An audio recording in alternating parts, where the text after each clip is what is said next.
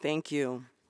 Distinguished President of the Council, esteemed High Commissioner, dear members of the panel and excellencies, I'm honored to address the Human Rights Council representing the International Independent Expert Mechanism to advance racial justice and equality in law enforcement.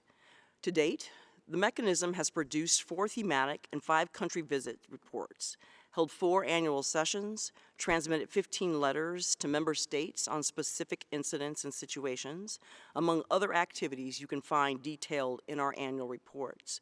The mechanism would like to thank all of our partners, including states, national human rights institutions, civil rights organizations, and affected communities and individuals for their contributions to this year's report.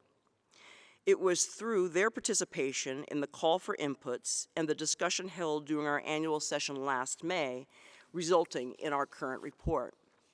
Systemic racism against Africans and people of African descent in the criminal justice system is pervasive, deeply entrenched and reinforced at every stage, from the initial police contact to post-conviction procedures. In our continuous interactions with affected communities and individuals, we receive information on widespread racial profiling, discriminatory prosecutorial practices, unequal access to fair trial guarantees, and harsher sentencing outcomes for Africans and people of African descent, compounded by a lack of legal representation and structural socioeconomic disadvantage. The historical origins of many legal and law enforcement institutions established during colonial rule or rooted in racial oppressive systems continue to shape contemporary practices. Racial stereotypes portraying Africans as people of African descent as inherently criminal not only influence individual decisions by police, judges, and prosecutors, but also distorts the entire justice systems. The overrepresentation of people of African descent in prisons and detention facilities across multiple countries is both a consequence and a symptom of systematic biases in criminal legal systems. All these violations are at high risk of increasing in the current global context. Addressing this injustice demands bold, systemic transformation. The evidence clearly shows that reforms must go beyond superficial policy adjustments and instead dismantle the structural foundations and co-create new safety systems. In the report we are presenting today, the mechanism identifies 12 key elements needed for a criminal justice system to free itself from racism and discrimination against Africans and people of African descent. These 12 elements include, among others, the elimination of racial profiling and discrimination in access to bail and parole, and fundamental issues such as adequate training, the use of disaggregated data, and the diversity and representation across the justice chain. They also include promising practices, such as racial and cultural impact assessments, sentencing reviews, or restorative justice measures with alternatives to incarceration.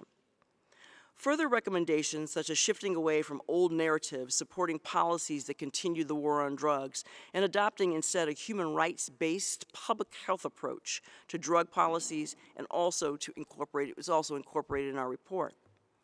We call on states to implement these recommendations. We need to work together to overcome the issue of systemic racism against African and people of African descent in the criminal justice system.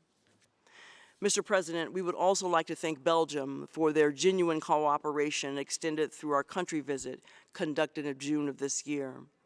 The mechanism is of the view that systemic racism against Africans and people of African descent in Belgium, as in many other countries around the world, is rooted in the legacies of enslavement and colonialism, which continue to shape our structures, institutions, and societal attitudes today.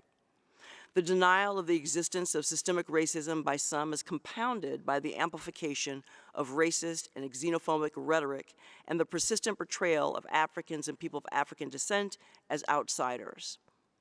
The impact of these dynamics is visible across multiple sectors, including law enforcement and the criminal justice system, where instances of racial profiling and other violations, underrepresentation, and lack of accountability continue to erode community trust in institutions.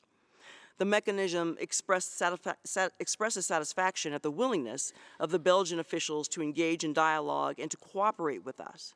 We acknowledge the efforts taken to address racism, including in the context of law enforcement and the criminal justice system. The mechanism looks forward to continuing to cooperate with Belgium to implement the recommendations in its report. Thank you, Mr. President.